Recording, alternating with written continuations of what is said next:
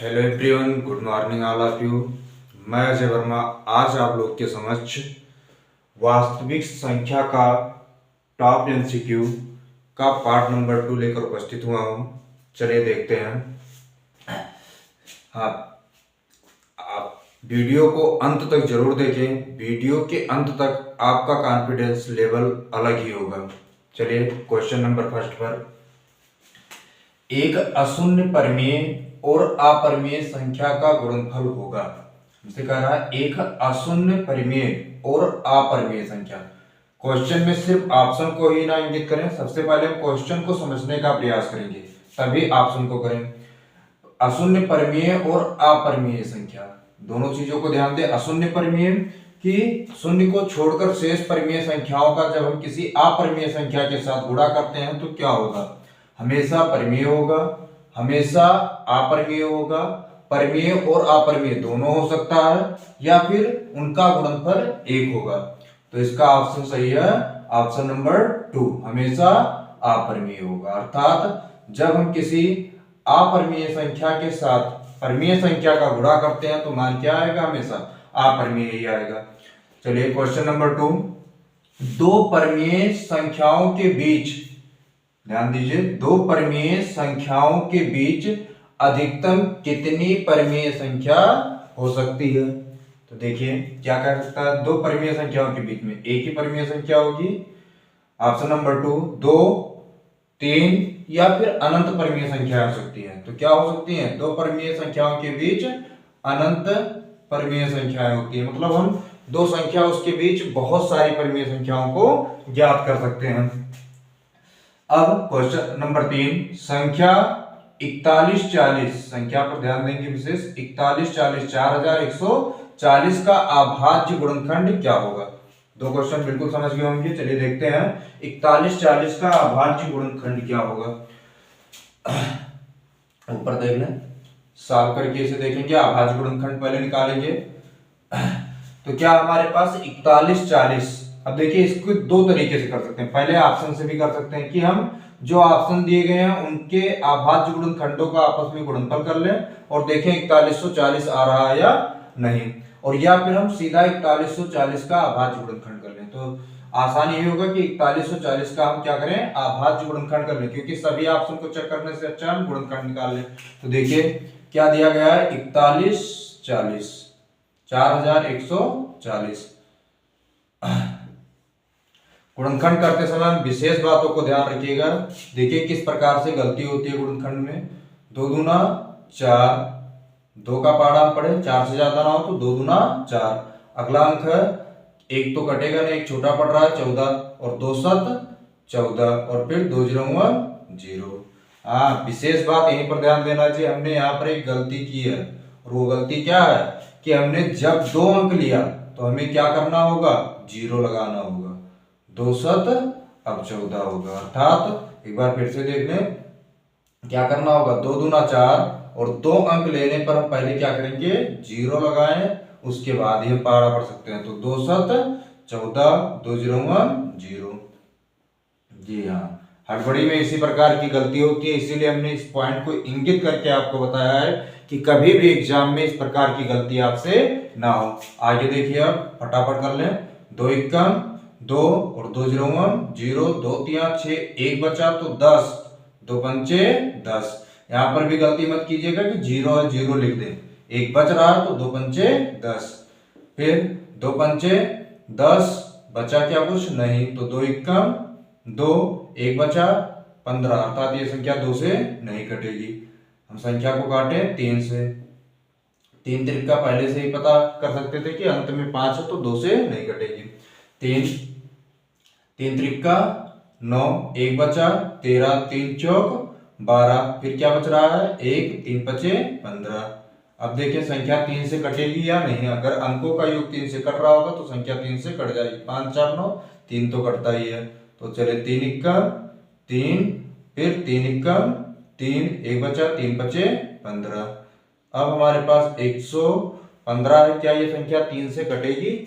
तो अंकों का योग देख ले, 5 1 6 और 1 7, अंकों का योग 7 है, अर्थात ये संख्या 3 से नहीं कटेगी। तो हम काट लें 5 से, 5 5 दूनी 10, एक बचा 15, तो 5 तिया 15 और फिर 23 एकम 23। तो अभाज्य गुणनखंड इसका क्या हो जाएगा, 2 हमारा कितनी बार आया है, 2 बार, तो 2 के घाते 2। जो संख्या जितनी बार आया उसके उतने घात लगा सकते हैं। 3 कितनी बार आया, 2, तो गुणे 3 के घाते 2 और गुणे 5 और गुणे 23।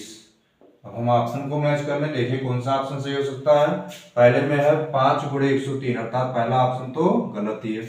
दूसरा ऑप्शन है 2 के घाते 2, 3 के घाते 2 गुणे 5, लेकिन गुणे में 23 नहीं है, इसलिए ऑप्शन नंबर सेकंड भी हमारा क्या हो रहा है, गलत हो रहा है। थर्ड ऑप्शन 2 के घाते 2, 3 के घाते 2 गुणे 5 के घाते 3, अर्थात 5 के घाते 3 नहीं, 5 के घाते 1 गुणे 23 था, ये भी ऑप्शन गलत है। अर्थात हमारा ऑप्शन कौन सा सही होगा, इनमें से कोई नहीं। तो ध्यान रखिएगा, इनमें से कोई नहीं भी सही हो सकता है। तो ऑप्शन हमारा कौन सा सही होगा, इनमें से कोई नहीं। चलिए अगले क्वेश्चन पर, बिल्कुल इस क्वेश्चन को बिल्कुल ध्यान से एक दो बार रिवीजन करेंगे इसका, कि हमारा गुणनखंड करने में कभी गलती ना होगा, खासकर जीरो का ध्यान देते हुए। चलिए क्वेश्चन नंबर 4, वह सबसे बड़ी संख्या क्या होगी जिससे 146 व 367 को विभाजित करने पर शेषफल क्रमशः 6 व 7 होता है। अर्थात 146, अगर यहाँ पर ये चीज को हटा दिया जाए, 6 और 7 शेषफल, अर्थात शेषफल कुछ ना हो, तो विभाजित करने पर वो सबसे बड़ी संख्या क्या होगी, कौन सी सबसे बड़ी संख्या विभाजित करके, उसे हम क्या कहते हैं, HCF। लेकिन यहाँ पर कह रहा है 6 और 7 शेष हो, तो देखिए इसे कैसे निकालेंगे। तो इसमें भी ऑप्शन से भी हम कर सकते हैं, इसे ऑप्शन से भी चेक करके हम खत्म कर सकते हैं। कैसे, तो देखिए नोट कर लिए होंगे आप लोग, इसीलिए इसे मिटा दे रहे हैं। ऑप्शन से कैसे चेक कर सकते हैं, हम किसी भी संख्या से भाग दें, जैसे हम 18 से भाग देंगे, 18 का पहाड़ अपने 146 से ज्यादा ना हो, 18 अट्ठे 144, 2 बच रहा है शेषफल, अर्थात ये हो नहीं सकता, 20 सत्ते 140, शेषफल कितना बच गया, 6 बच गया 20 से भाग देने पर। ठीक, इसमें दे 20 तिया 20 एकम 20, 20 दूना 40, 20 एकम 20, भाग देकर हम चेक कर सकते हैं ऐसे। ठीक, ऐसे हम भाग देंगे तो चेक हो सकता है, लेकिन हम डायरेक्ट कैसे निकालें, हमें पूरे ऑप्शन को ना चेक करना पड़ा। तो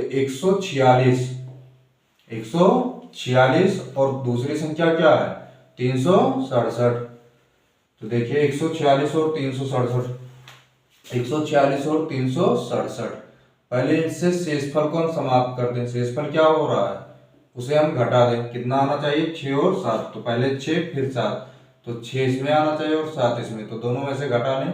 संख्या हमारे पास आ गई 140 और दूसरी संख्या हमारे पास 360। अर्थात हमें अब वो संख्या ज्ञात करना है जो 140 व 360 को विभाजित करने वाली सबसे बड़ी संख्या हो। ठीक, तो देखिए हम दोनों का क्या निकाल लें, गुणनखंड कर लें। 140 का गुणनखंड क्या होगा, अभी बताया गया, पास करेंगे 2 7 14, 2 0 0, 2 से काटेंगे, 2 3 6, 2 5 10, 2 से नहीं कटेगा, 5 से काट दें इसे, 5 सते 35, फिर 7 से 7 एकम 7।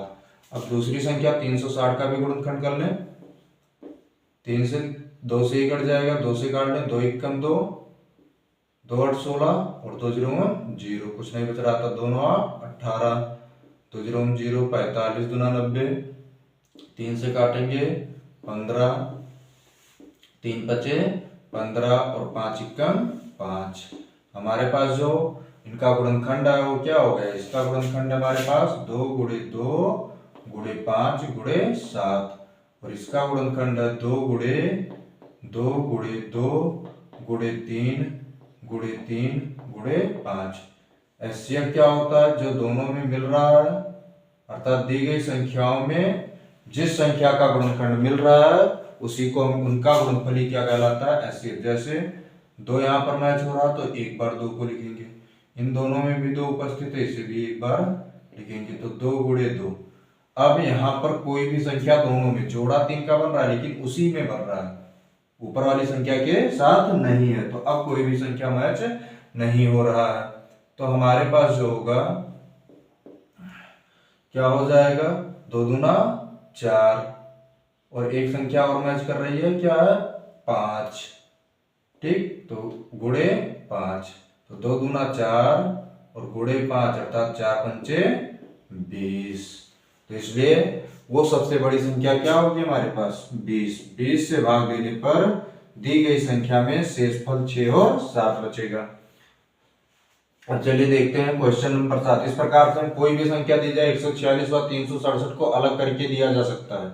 146 के स्थान पर कोई दूसरा अंक, 367 के स्थान पर कोई दूसरा अंक, लेकिन हमें ध्यान रखना जब भी शेष पर गएगा तो हम पहले उसे घटा दें, तो हम फिर सबसे बड़ी संख्या एचसीएफ ही होगी। ठीक, अगला ऑप्शन, चलिए अगला नंबर देखते हैं क्वेश्चन नंबर 5। यदि ए एक धनात्मक पूर्णांक है, ए एक धनात्मक पूर्णांक है तो धनात्मक सम पूर्णांक का रूप होगा। अब देखिए एक क्या है, एक धनात्मक पूर्णांक है, अर्थात धनात्मक पूर्णांक किस प्रकार से होगा, देखिए उसे भी धनात्मक पूर्णांक का क्या तात्पर्य है।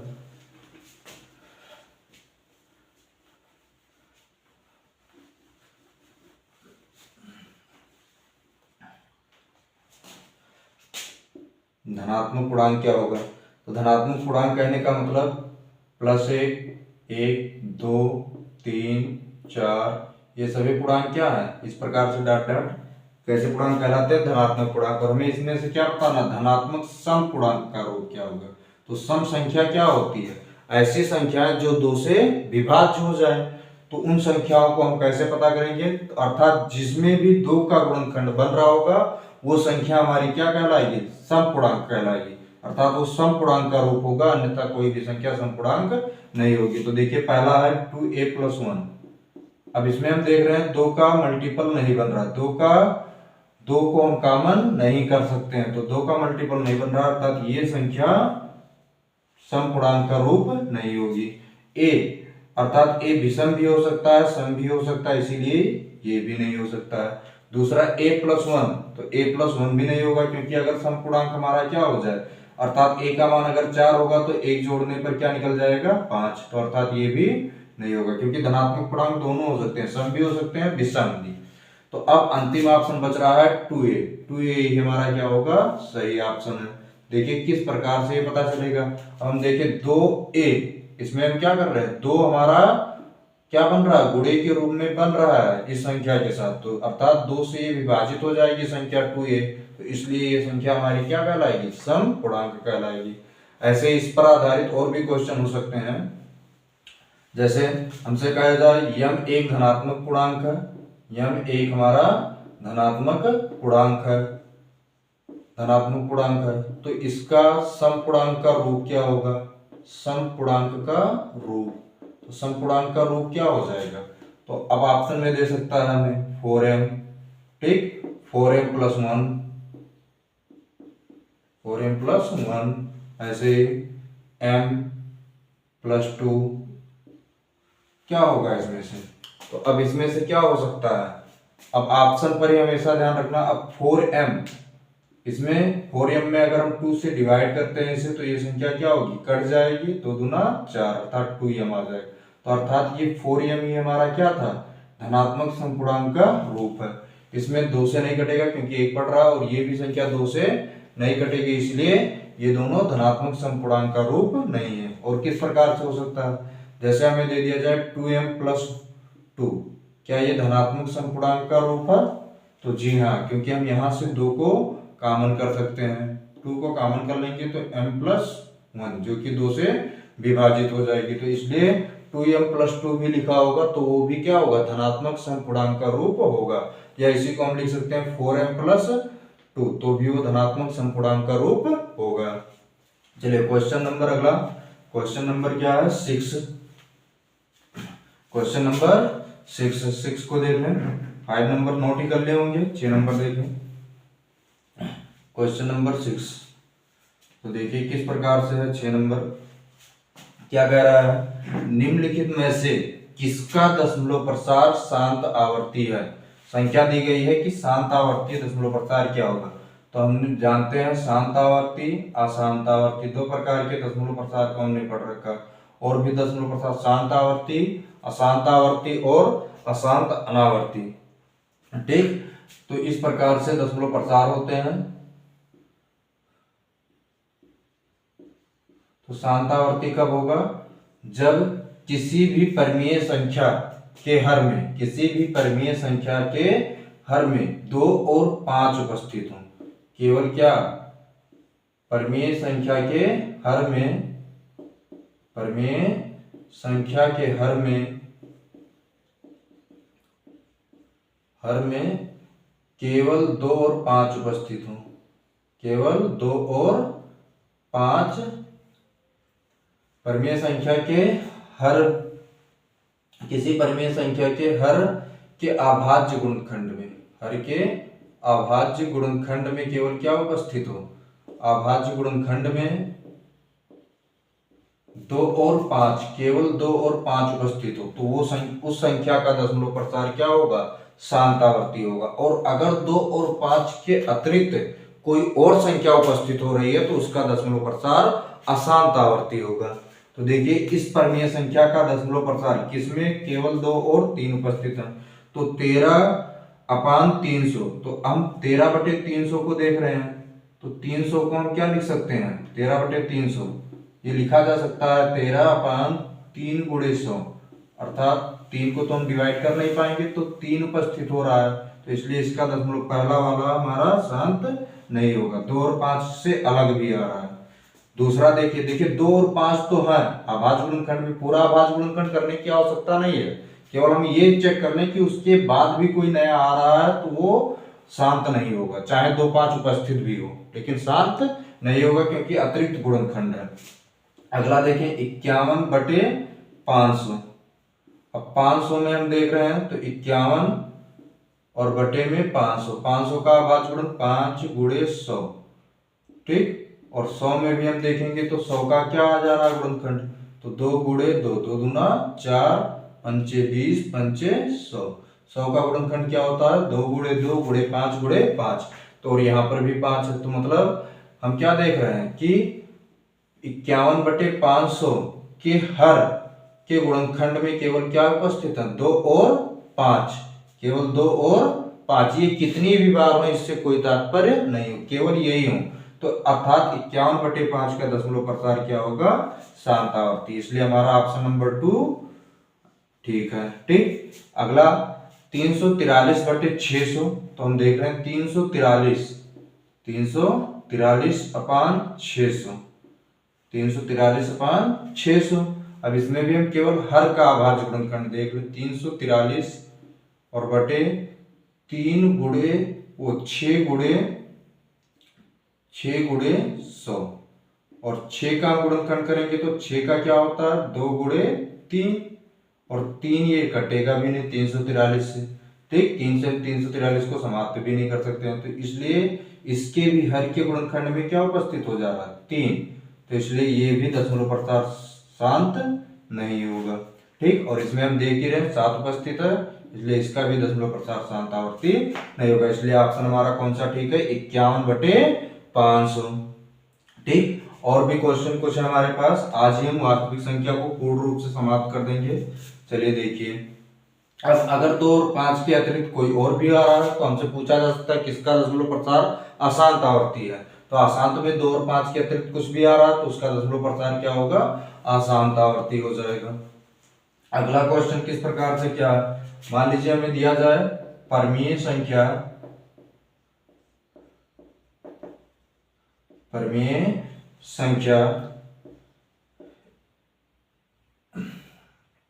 1547/1250 का दशमलव प्रसार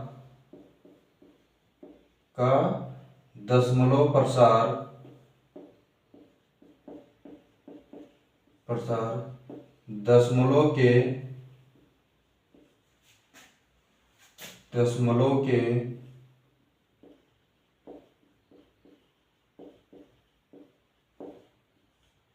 कितने अंकों बाद समाप्त होगा, कितने अंकों बाद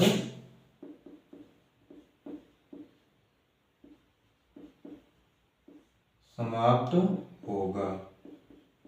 देखिए पढ़ना है हमारा, ऑप्शन हो जाएगा फर्स्ट नंबर ऑप्शन पर हमारा 1, सेकेंड ऑप्शन हो जाए 2, थर्ड ऑप्शन हो 3 और फोर्थ ऑप्शन हो 4।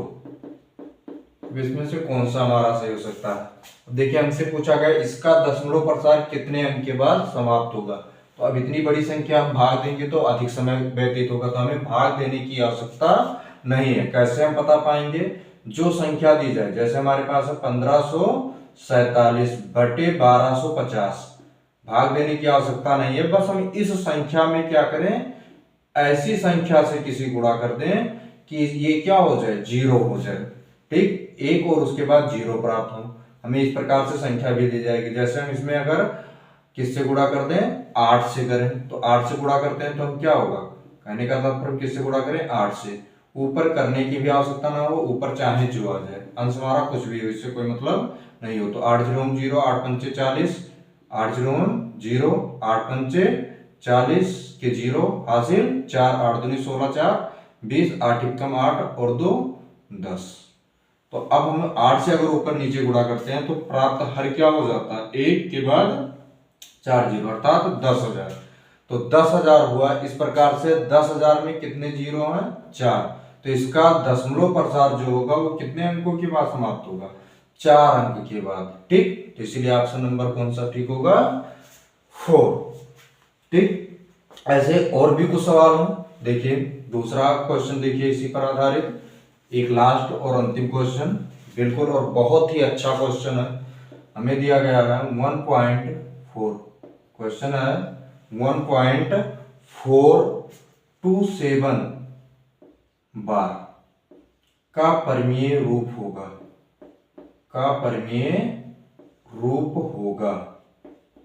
तो इसका परिमेय रूप क्या होगा, तो देखिए 1.4, अब इसका परिमेय रूप पूछा जाए। मान लीजिए पहला ऑप्शन दिया जाए 1427 बटे 99, दूसरा ऑप्शन हो हमारे पास 1427 बटे 990, थर्ड ऑप्शन 1427 बटे, या 1427 में 1424 बटे 990, और फोर्थ ऑप्शन हो हमारे पास 1413 बटे 990। तो देखिए अब इस संख्या, इसको परिमेय का रूप क्या होगा, इसके परिमेय का रूप अगर हम इसे परिमेय संख्या के रूप में बदलते हैं तो क्या हो जाएगा। तो देखिए 1 पॉइंट बदलने का सबसे आसान तरीका 1.427 बार, 27 पर क्या लगा है, बार। तो हम देखिए किस प्रकार से बदलते हैं। जो संख्या दी जाए बार को और दशमलव को हटाकर नोट कर लें तो क्या हो जाएगा 1427, और इसमें से माइनस कर दें, वो पूरी संख्या को माइनस कर दे जितने पर हमारा बार नहीं लगा। तो 27 पर लगा, अगर 27 को ढकते हैं तो बार किस पर नहीं लगा, केवल 14 पर, 14 पर, इस संख्या पर बार नहीं लगा अर्थात 14 को हम क्या कर दे, इससे माइनस कर दें, और अपान बटे जितनी संख्या पर बार है उतनी बार 9 लिखें, और जितने पर नहीं है दशमलव के बाद जितनी संख्या पर बार है उतने के उतनी बार 9, और जितने पर नहीं है उतनी 0। ठीक, और इस प्रकार से क्या हो जाएगा हमारे पास। अब इसी को हम सॉल्व कर लें तो 7 में से 4 गए 3, और 2 में से 1 गए 1, और फिर 1/4, 1413 बटे 990, जो कि हमें ऑप्शन में दिया गया। इसे हम सरल भी कर सकते हैं, लेकिन हमारा जो ऑप्शन दिया गया इस प्रकार से क्या सही हो जाएगा, 1413 बटे 990। वीडियो पूरा देखने के बाद बताइएगा कमेंट करके कि वीडियो कैसे लगी। जय हिंद साथियों।